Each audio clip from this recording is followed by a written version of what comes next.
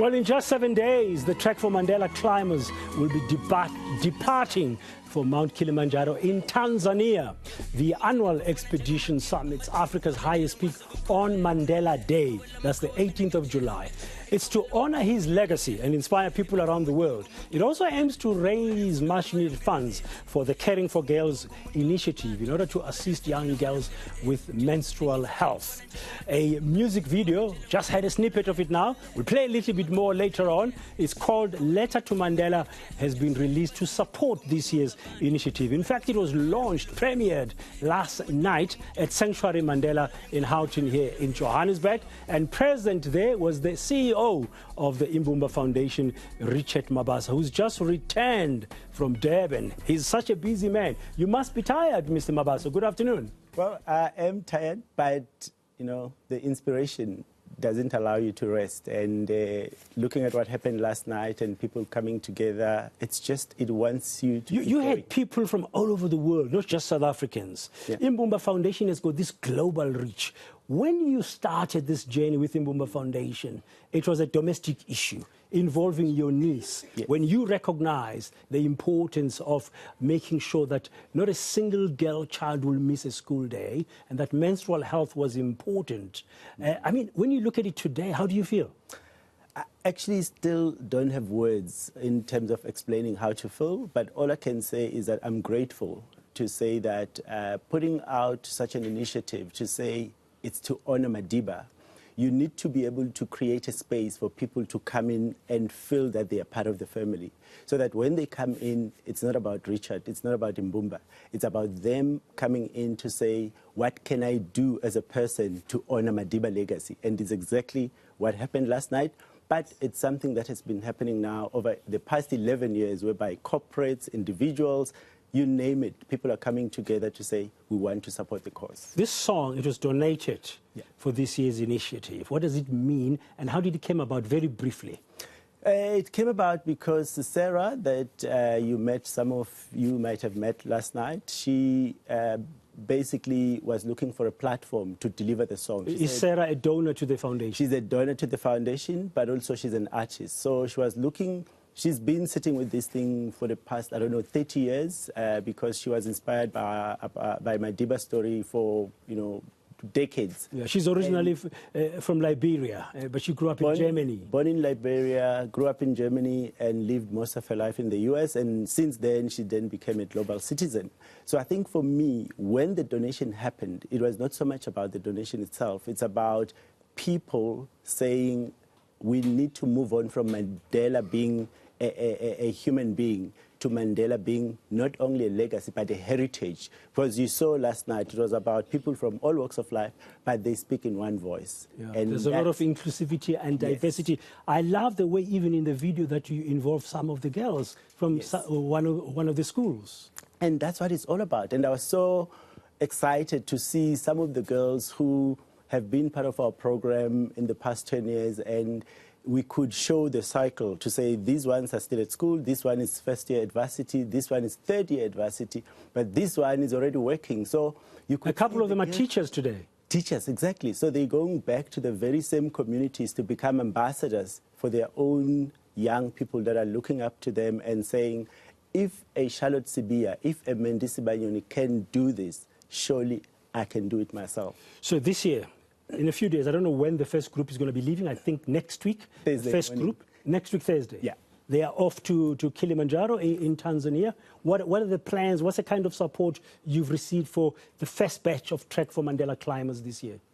First batch, we've received amazing support from corporates who are paying for their own staff to climb, so it has become a motivation. And I think what I like the most about Trek4Mandela and Caring for Girls in particular, it has got two sides to it. The one side is obviously the girl child, but now through Trek4Mandela, it gives individuals from different corporates to say, what is it that you can do personally? It's easy to sign the check and say, go do good, but when you see employees becoming involved to say, we want to become part of the story. I want to go through that long journey that Madiba once walked, to say, after that long walk, you only realize that there are many more mountains to climb. So I think for me, the story of next week, Thursday, it continues. I mean, we've taken more than 300 people in the past 10.5 years to climb Mount Kilimanjaro.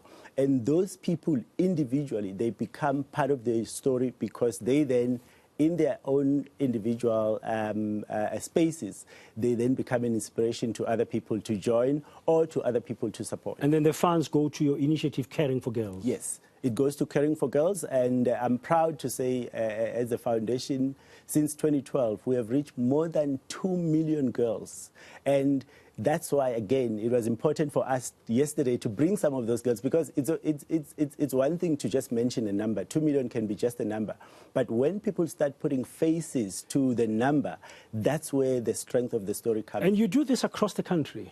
Across the country, all 9 provinces. How it works is a corporate will adopt a school of their own choice in their own community, because there is this legislation around the 30-kilometer radius where companies need to do good. So the nice thing about Imbumba Foundation is that we go to you wherever you want us. We go there, we implement the program, but we don't just distribute the sanitary pads. I'm sure you heard one of the teachers last night saying, in her 21 years of teaching, it was the first time where she sees an organization. And by the way, with her school, Winile, in Zonkizizwe, we've been part of that school. Where is Zonkizizwe? Which province? Zonkizizwe, here in KZN, because I was in KZN yesterday.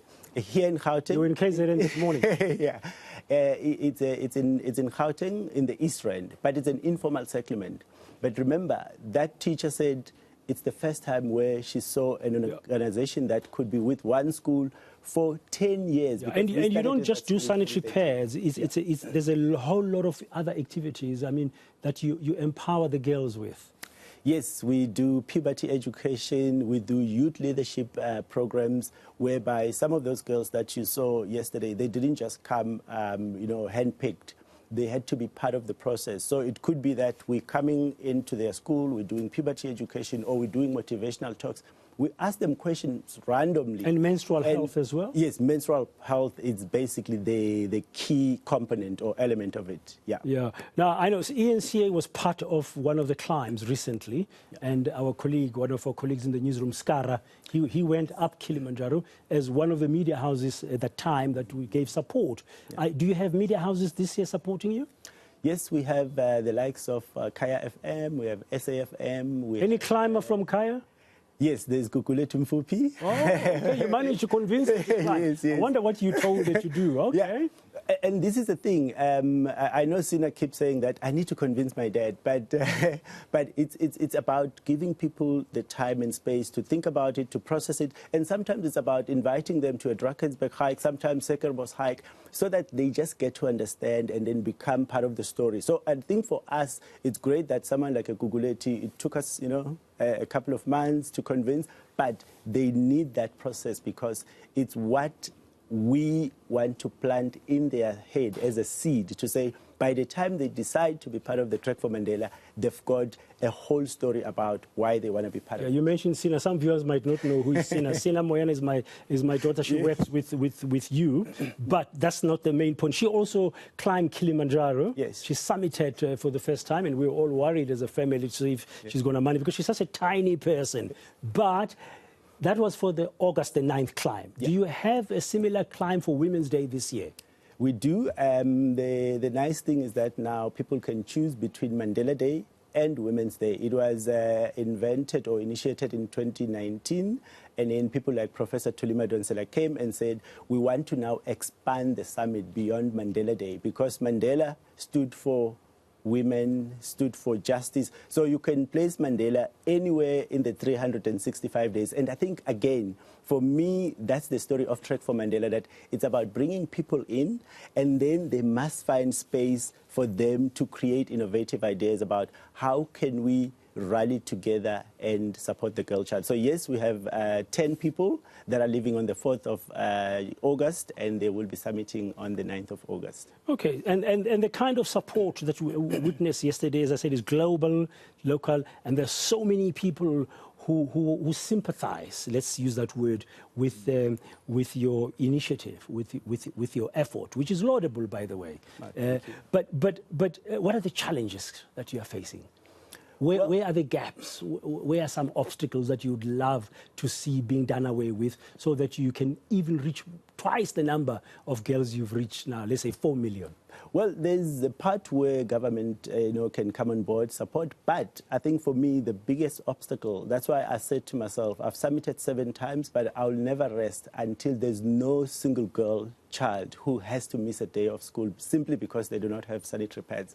And it's in 2023 today, and you could hear some of the people from other parts of the world to say, at the end of the day, menstrual challenges it's one thing that breaks even the racial divide. It's about when you're a woman, you menstruate, and the challenges that come with menstruation, they vary from one person to the next. But then the challenge of a girl child from a rural area, from a squatter camp, it's then compounded by the fact that they do not have the access to the resources. Yeah, I think sanitary pads should be free. Yes. Country. Thank you very much. Yes. That's my view. Thank you very much, Richard Mabaso. He's, of course, the CEO of Imbumba Foundation. There will be 2 climbs this year. One is people are leaving next week to summit on Mandela Day on the 18th of July. And the next one is in August. They'll be leaving on the 4th of August, as he told us, to summit on Women's Day. We wish them all well.